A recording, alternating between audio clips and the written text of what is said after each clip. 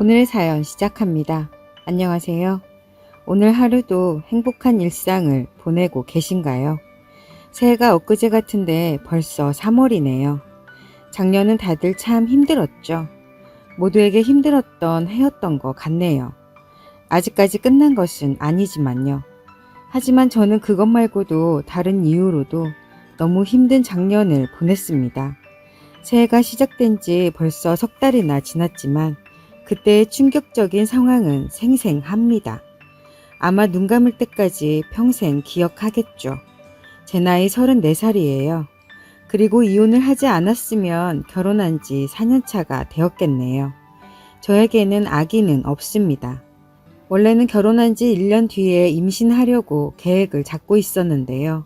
하지만 인생이 그리 순탄치만은 않잖아요. 먹고 살다 보니 이런저런 예기치 않은 상황이 생기더라고요. 그래서 미루게 되었습니다. 하지만 지금 생각해보면 아기가 없었던 게 정말 다행이라고 생각이 드네요. 아이가 있었다면 쉽게 이혼을 결정 못해서 지금도 힘든 시간을 보내고 있었을 거예요. 요즘 시대의 이혼이 흠이 아니라 하더라도 이혼 때문에 그 아이는 부모 잘못 만난 죄로 남들과는 다른 힘든 삶을 살았겠지요. 남편과는 6년 전에 처음 만났어요. 지금도 어리지만 스트레스 때문인지 피부도 다 뒤집어지고 이혼 전보다 살도 좀 쪘지만요. 하지만 저는 그때 20대여서 그랬는지 피부도 탄력이 있고 몸매도 괜찮았어요. 제 입으로 이런 말 하기는 그렇지만 잘 꾸미고 다니면 길을 가다가 꽤 많은 남자들의 고백도 받아봤습니다. 그리고 긍정적인 성격이어서 스트레스라는 것은 1도 모르고 살았고요. 하지만 남편을 만나면서부터는 제 삶이 180도 완전히 바뀌었습니다. 저는 네일아트 샵을 운영하고 있습니다. 저는 어려서부터 아기자기한 것을 좋아했어요. 그리고 중학교 때부터 네일아트에 관심이 있었죠. 솔직히 공부에는 관심이 없었어요. 그래서 부모님을 설득해서 고등학교도 미용고등학교로 진학했습니다. 그리고 2년 동안 샵에서 일하면서 착실하게 창업을 준비했어요. 남들은 바로 창업하거나 할 때 저는 여유를 가지고 천천히 준비했어요. 너무 성급하게 하면 잘못될까 싶어서 가게 자리도 정말 신중에 신중을 기해서 구하게 되었습니다. 그렇게 몇 년을 하다가 가게가 잘 되어서 더 좋은 가게로 이전하게 되었어요. 거기에서 남편을 만나게 되었습니다. 남편은 저보다 1살 많았어요. 남편은 새로운 샵이 있는 상가 건물에서 실내 포차를 하고 있었어요. 남편 포차에 친구와 함께 몇 번 갔습니다. 같은 상가 사람이니 서비스를 많이 주더군요. 그리고 주방에서 음식하시는 여자가 솜씨가 좋았어요. 그래서 자주 가게 되었네요. 특히 순대 곱창볶음이 일품이었어요. 제가 곱창을 좋아하는데요. 그래서 남편 가게에 술을 마시러 가는 것보다 순대 곱창볶음을 먹으러 가는 거였어요. 그러다 남편과 친해지게 되었어요. 그래서 영화도 같이 보고 드라이브도 하고 같이 보내는 시간이 많아졌어요. 그러던 중 남편이 사귀자고 했고 저는 그러자고 했습니다. 그렇게 2년쯤 사귀다가 결혼하게 되었어요. 그런데 결혼한 지 석 달 정도 되었을 때 남편은 저에게 갑자기 제안을 하나 하더군요. 같이 운동을 하자고요. 그것도 매일 아침에요. 그래서 무슨 운동을 하냐고 하니 조깅을 하자고 하더군요. 저도 이제 30이 되었으니 운동이 필요하다고 하는 거예요.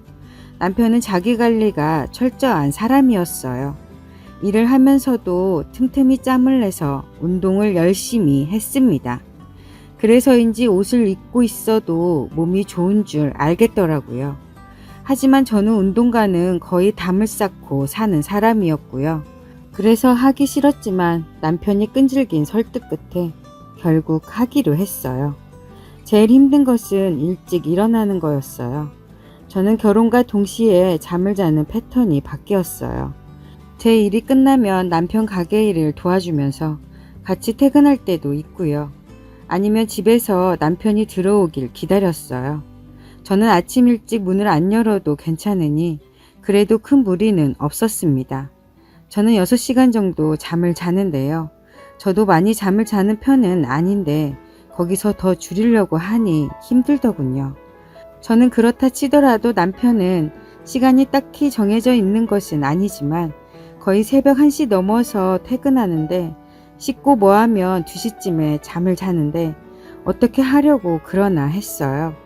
하지만 다음 날부터 남편은 아침 일찍 일어나서 저를 깨웠고 저는 비몽사몽하며 남편을 따라 나섰죠. 집 근처에 있는 공원으로 갔어요. 새벽부터 운동하는 사람이 참 많더군요. 처음 일주일 동안은 정말 힘이 들더군요. 정말 매일같이 운동하시는 분들 보면 정말 대단하다고 생각이 들었어요. 그래도 시간이 지나니 조금은 나아졌어요. 하지만 저는 조금 적당히 운동하고 싶었어요. 그런데 남편은 열심히 해서 마라톤에 도전한다고 하는 거예요. 제가 힘드니 그만하자 해도 조금만 더 뛰자고 해대니 도저히 안 되겠더라고요. 그래서 저는 더는 못하겠다고 말했어요. 매일 이렇게 뛰는 거는 아닌 것 같아 남편에게 그만하자고 했지만 남편은 하다 보면 익숙해지고 괜찮아질 거라고 하대요. 하지만 저는 도저히 적응이 안 되더라고요. 그래서 완전히 손을 들고 포기했어요. 그런데 남편은 정말 열심히 하더군요. 자기는 무조건 계속 한다고 하더라고요. 저는 솔직히 남편 혼자 얼마 하다가 포기할 줄 알았어요. 하지만 워낙에 끈기가 있는 사람이라서 그런지 한두 달 하고 그만둘 줄 알았는데 3년 동안이나 하더라고요. 너무 비와 눈이 많이 오지 않는 이상 하루도 빠지지 않고 운동했어요. 처음 운동을 시작하고 6개월 뒤에 하프를 그리고 1년 뒤에는 풀코스를 완주하더군요. 풀코스를 처음 완주할 때는 저도 가게를 닫고 응원을 갔었습니다. 그때는 정말 대단한 사람이라고 생각했어요. 심지어 존경하는 마음마저 생기더라고요. 자기 관리하는 모습이 정말 멋져 보였어요. 그렇게 하면서도 본업인 포차 운영에 지장을 준 적도 단 한 번 없었습니다. 저는 정말 멋지고 좋은 사람하고 결혼했다고 생각했어요. 그런데 그 일이 일어나고 말았습니다. 반전이었어요. 남편은 쓰레기 중에 재활용도 안 되는 완전 쓰레기였던 거죠. 자영업 하는 사람들이 다 그렇듯 작년은 저한테나 남편한테도 너무 힘들었어요. 매출이 정말 하루아침에 뚝 떨어졌고 회복될 기미가 안 보였어요. 저는 그나마 괜찮았지만 남편은 정말 힘들었어요. 손님이 없다고 문을 닫을 수는 없고 매달 세를 내는 날짜는 어김없이 다가오고 특히 언제 좋아진다는 보장도 없다는 게 너무나 힘들고 지치더라고요. 남편은 거의 폐업 직전이었어요. 가게에 손님이 한 명도 없을 때도 있었거든요. 많아봐야 한두 테이블이었어요. 남편이 원래는 서빙하는 알바를 썼는데 매출이 줄어서 본인이 직접 서빙할 지경이니까요. 주방에서 일하는 사람도 한 명으로 줄이고요. 그렇다고 제가 잘 되는 것도 아니고 겨우 월세 내는 정도였으니 걱정이 말도 못했죠. 그러다 보니 스트레스 때문인지 폭식하게 되었고 살이 10kg나 찐 거예요. 그래도 남편은 다 잘 될 거라며 저를 다독였어요. 그래서 저도 어차피 이렇게 된 거 속 끓이면 뭐하나 싶었습니다. 다시 기운을 내기로 마음먹고 살을 빼기로 했죠. 그래서 남편 따라서 운동을 하려고 했어요. 그런데 남편이 매일 아침에 일어나서 운동하는 게 쉬운 것이 아니라고 하는 거예요. 해봐서 알지 않냐고 하면서요. 차라리 당신은 집안에서 하는 운동을 하라더군요. 남편의 말을 들으니 신혼 초에 도전했던 게 생각나서 아침마다 운동한다는 말이 쏙 들어가 버렸네요. 그러다 남편은 열심히 운동하는데 나라고 못할까 라는 생각이 드는 거예요. 그래서 남편이 운동하는데 신경을 쓰지 않게 남편한테 말하지 않고 저 혼자 조금씩 하려고 했어요. 남편이 새벽에 나가는 것을 확인하고 조용히 옷을 입고 운동을 하러 나갔어요. 그리고 남편보다 일찍 집으로 들어와 씻고 아침을 준비했어요. 그래서 남편은 제가 운동하는지 전혀 눈치를 채지 못하더군요. 그런데 일주일이 지났는데도 운동하는 남편의 모습을 볼 수가 없었어요. 공원이 큰 공원이 아니어서 마주쳐도 몇 번은 마주쳤어야 하는데 단 한 번도 못 봤어요. 그래서 모른 척하고 운동하러 어디로 가냐고 물었지만 똑같이 공원으로 다니지 그러더군요. 그때 이상한 느낌이 팍 오더라고요. 남편이 새벽마다 운동만 하는 게 아니라고요. 그래서 남편이 나가자마자 후다닥 옷을 입고 뒤쫓아 갔습니다. 그런데 남편은 공원 방향이 아닌 전혀 반대 방향으로 가더라고요. 그러더니 어느 빌라로 들어갔어요. 도대체 여긴 어딘데 남편이 새벽부터 들어가나 싶었어요. 심장이 덜컥 내려 앉아버렸습니다. 남편이 나오기를 기다렸어요. 남편은 1시간이 지난 뒤에 나왔어요. 나와서는 기지개를 피더니 갑자기 뛰는 거예요. 그렇게 뛰어가는 남편을 뒤쫓아 갔지만 제 체력으로 남편을 따라가기는 역부족이었어요. 남편을 놓치고 만 거죠. 그래서 저는 집으로 돌아왔고 남편이 들어오기를 기다렸습니다. 한참 뒤에 남편은 땀이 범벅인 채로 들어왔어요. 저는 태연히 남편에게 운동 잘했냐고 물었어요. 남편은 오늘은 평소보다 더 뛰었다고 하더군요. 눈 하나 깜짝하지 않고 거짓말을 한 거였어요. 아침에 남편이 들어간 곳이 어딘가 라는 생각에 일이 손에 안 잡히더군요. 가뜩이나 손님이 없어서 답답한데 남편 때문에 하루 종일 심란해서 혼났어요. 남편이 가게 문을 여는 시간이 되었지만 샵에 손님이 없어도 가보지 않았어요. 퇴근할 때도 얼굴 잠깐 보고 간다고 하고 나왔죠. 그렇게 집에 있는데 도저히 가만히 못 있겠더라고요. 아무래도 남편이 저 없을 때 뭔 짓거리를 할 것 같아서요. 그래서 다시 남편 가게로 갔습니다. 거기서 정말 충격적인 장면을 목격했어요. 가게에 손님은 한 명도 없었고 남편이 술을 마시고 있었습니다. 그런데 혼자가 아니었어요. 주방에서 음식하는 여자와 같이요. 제 말을 들으면 같이 일하니까 둘이서 술 마시는 게 그럴 수도 있지. 하나도 이상하지 않을 수 있는데요. 둘이 다정하게 딱 붙어서 먹고 있는데 전 눈이 뒤집히는 줄 알았어요. 그 여자는 40대 중반에 이혼해서 혼자 사는 여자였어요. 그 여자는 얼굴이 예쁜 것도 동안도 아니었어요. 그냥 보통 아줌마같이 생겼어요. 몸매도 완전 뚱뚱까지는 아니지만 많이 통통한 편이었어요. 제가 아무리 살이 쪘어도 원래 좀 마른 편이라서 주위 사람들은 지금이 더 보기 좋다 했거든요. 그렇게 저보다 하나도 나을 게 없는데 그리고 10살이나 많은 여자와 바람을 폈다는 게 정말 수치스러웠어요. 남편이 바람을 피워서 화가 나기도 났지만 수치스러운 게 더 컸던 것 같아요. 그 정도로 그 여자는 그냥 그랬어요. 여자인 제가 객관적으로 보기에요. 바람을 피려면 조금 젊고 예쁘고 늘씬한 여자를 만나지 그랬더라면 이렇게 수치스럽진 않았을 테지요. 하지만 남편에게는 제가 그 여자보다 못났던 거죠. 저는 남편과 그 여자가 눈치채지 못하게 최대한 가까이 가서 사진을 찍었어요. 그런데 남편이 갑자기 일어나더라고요. 저는 몸을 숨겼고 계속 지켜봤습니다. 남편은 테이블을 정리하더니 가게 문을 닫으려고 하는 거예요. 그때 시간이 밤 9시도 안 되었거든요. 그래서 저는 남편한테 전화했어요. 남편이 제 전화를 받더군요. 그래서 가게 손님은 있냐고 물었어요. 남편은 오늘은 새 테이블이나 있다면서 좀 늦게까지 있을 것 같다고 기다리지 말고 먼저 자라고 하더군요. 제가 손님 없는 거 뻔히 보고 있는데 말이죠. 하지만 저는 남편에게 그러냐고 좀 도와줄까 했어요. 남편은 괜찮다고 혼자 할 수 있다고 하더군요. 제가 도와준다니까 당황한 것 같더라고요. 저는 그런 고생하라고 하고 전화를 끊었어요.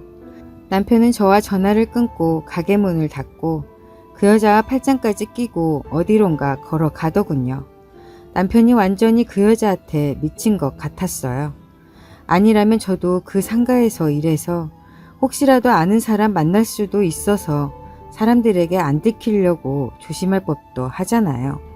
하지만 대놓고 팔짱을 끼고 걷는 걸 보고 둘이서 갈 때까지 갔다고 생각했죠. 그것들은 택시를 타더군요. 그래서 저도 얼른 택시를 타고 기사님께 앞차 좀 따라가 달라고 했어요. 앞차를 따라가 달라는 말을 들은 기사님은 그 말 한마디에 남편이 바람나서 뒤쫓고 있구나 라고 단번에 알아차리신 것 같았어요. 눈미러로 저를 보시는 눈빛이 젊어 보이는데 안 됐다 이러는 것 같았거든요. 하여튼 그렇게 뒤쫓아 가는데 남편과 그 여자가 탄 택시는 멈췄습니다. 제가 아는 곳이었어요. 아침에 남편이 들어간 빌라였어요. 계단 등이 켜지는 것을 보고 몇 층인지 확인했고 집에 불이 켜지는 거로 몇 호인지도 확인했죠. 그러니까 남편은 아침에 운동을 나가서 운동하기 전에 그 여자 집으로 가서 먼 집거리를 하고 나서 운동을 했고요. 퇴근하면서도 집에 들어오기 전에 그 여자네 집에 먼저 들렀다가 오는 거였어요. 저는 집으로 돌아왔어요. 앞으로 어떻게 해야 할지 생각했어요. 불륜을 저지르고 있는 것이 확실해졌으니 이혼하는 것은 당연한 일인데 문제는 어떻게 이혼을 하느냐였어요. 당연히 저는 남편을 돈 한 푼 없는 거지로 만들어서 집에서 내쫓고 싶었습니다. 그래서 불륜을 저지르고 있다는 확실한 증거가 필요했어요. 다음 날부터 저는 새벽에 남편이 그 여자 집에 들어가고 나오는 것을 찍었어요. 그리고 더 기가 막힌 일이 있었는데요. 제가 출근을 하면 남편은 그 여자네 집으로 가는 거예요. 혹시나 해서 출근하는 척하고 집 앞에 서 있었는데 남편이 나오더라고요. 그러니까 저 몰래 시간만 나면 그 여자와 같이 있었던 거죠. 남편보다 제가 먼저 출근을 하니 저는 남편 가게로 가서 CCTV를 확보했어요. 아무도 없는 가게에서 둘이 부둥켜 안고 뽀뽀하고 난리도 아니더군요. 그리고 전에 있던 알바했던 사람한테 전화를 했어요. 둘이 언제부터 그랬는지 물어봤어요. 처음에는 말을 하지 않더군요. 그래서 집요하게 물어봤어요. 다 알고 있으니 이야기해달라고 하면서요. 그랬더니 말을 해주더라고요. 그 사람 말로는 1년 전쯤, 그러니까 자기가 처음 일할 때부터였대요. 그래서 그 여자가 사모님인 줄 알았다더군요. 그전에는 모르겠지만 하여튼 그렇다고 하는데 정말 기가 막히더라고요. 최소한 1년 전부터잖아요. 그보다 훨씬 전일 수도 있고요. 오래 일한 주방에 아줌마들이 있었지만 남편과 그 여자 귀에 들어갈까 봐서 차마 물어보지 못했어요. 며칠 동안 아침부터 밤까지 남편 뒤를 밟으며 증거를 모았어요. 그리고 모든 것을 다 터뜨려 버리기로 했죠. 남편이 쉬는 날이었어요. 남편은 이따가 저녁에 친구와 약속이 있다고 하더군요. 분명 그 여자네 집으로 갈 거라는 걸 알았죠. 그래서 저는 일을 마치고 시댁으로 갔어요. 그리고 오랜만에 저희 집에서 다 같이 저녁 식사를 하자고 했습니다. 그렇게 시부모를 모시고 집으로 가지 않고 그 여자네 집으로 갔어요. 그리고 시부모님께 여기 남편이 있으니 같이 올라가자고 했어요. 시부모님은 여기가 어디냐고 물으시대요. 저는 아무 말 하지 않았습니다. 그 여자네 배를 눌렀어요. 그런데 아무런 소리도 들리지 않는 거예요. 분명 밖에서 볼 때 불이 켜 있었거든요. 그래서 문을 쾅쾅 두드리기 시작했어요. 시부모님은 그런 저를 남의 집에서 왜 그러냐고 말리셨죠. 저는 아랑곳하지 않고 더 세게 두드렸죠. 앞집에서 시끄럽다고 나와서 뭐라고 했지만 저는 신경도 쓰지 않고 두드리기만 했어요. 그랬더니 문이 열리면서 그 여자가 나오대요. 저는 그 여자를 밀쳤어요. 그리고 집으로 들어가서 남편을 찾기 시작했죠. 그 여자가 따라 들어와서 도대체 남의 집에서 왜 그러냐고 했고요. 저는 그 여자 뺨을 쳤고 그 자식 어디 있냐고 했어요. 도대체 누구를 찾냐고 해서 한 대 더 때렸어요. 그리고 방에 문을 열었어요. 그런데 방에도 화장실에도 남편은 없었어요. 분명 남편이 여기 있을 텐데 보이질 않았어요. 그 여자는 경찰을 부른다고 난리를 쳤고 시부모님은 얼른 가자고 하셨어요. 저는 남편이 숨을 곳이라고는 그곳밖에 없다고 생각했죠. 바로 침대 밑이요. 그래서 봤더니 아니나 다를까 거기에 숨어 있더군요. 그런 남편을 보니 정말 비참하더군요. 이런 못난 사람을 남편이라고 믿고 살았나 싶더군요. 그래서 육갑 떨지 말고 당장 나오라고 했어요. 침대에서 나오는 남편을 보자 시어머니가 그 여자 머리채를 잡더군요. 이 땡땡이 자기 아들 꼬셨다고요. 시아버지는 고개를 숙이고 있는 남편의 멱살을 잡고 이게 뭔 짓거리냐고 따지셨고요. 저는 최소 1년 전부터 바람을 피우고 있었다고 말씀드렸어요. 그 말을 들은 시아버지는 남편을 때리기 시작했어요. 한참 그러시더니 이제부터 아들 하나 없다고 생각하신다고 하고 시어머니를 데리고 그 집에서 나왔습니다. 시아버지는 당장 이혼하라고 하셨어요. 그 말을 들은 시어머니는 그렇다고 이혼까지 하는 건 아니라고 하시다 시아버지께 혼이 났습니다. 당신 몰래 만나면 집에서 쫓아낸다고 하시면서요. 시부모님과 헤어지고 집으로 들어왔어요. 그런데 남편이 집으로 왔더라고요. 제가 비번을 바꿔버렸기 때문에 집에 들어오지 못하고 문 앞에서 잘못했다고 빌더군요. 그래서 저는 여기는 네 집이 아니니 여기서 그러지 말고 네 집에 가라고 했어요. 남편은 한참을 밖에서 두드리다가 제가 안 열어주자 포기했는지 가더군요. 저는 다음날 남편과 그 여자가 함께 있는 사진을 뽑았어요. 그래서 남편 가게 유리에다 다 붙였습니다.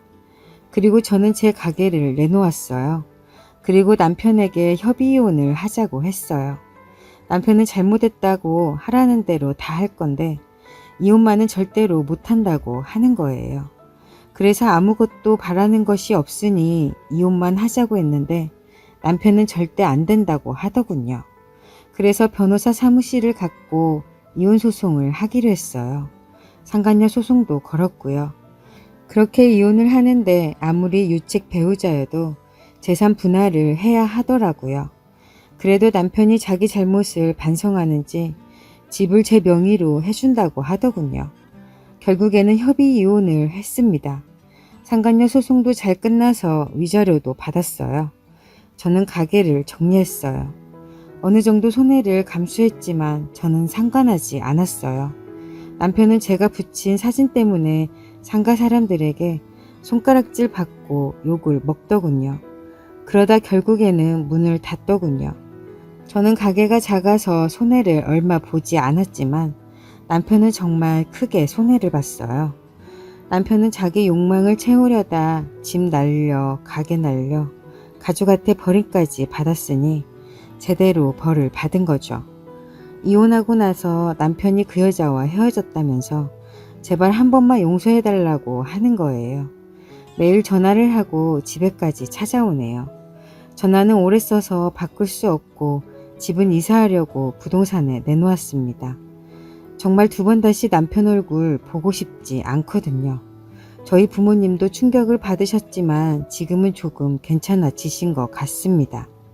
매일 전화로 괜찮냐고 물어보시고 항상 제 걱정을 하시네요. 부모님께 불효를 저지르는 것 같아서 마음이 아파요. 시간이 지나면 다 괜찮아지겠죠. 저는 다시 가게 자리를 알아보고 있어요. 힘들지만 계속 놀고 있을 수만은 없잖아요. 요즘 정말 힘든 시국이지만 이걸 보는 여러분 모두 힘을 내셨으면 해요. 특히 자영업을 하시는 분들 조금만 더 참고 견디면 좋은 날이 올 테니 모두 기운 내세요. 이야기 들어주셔서 감사합니다.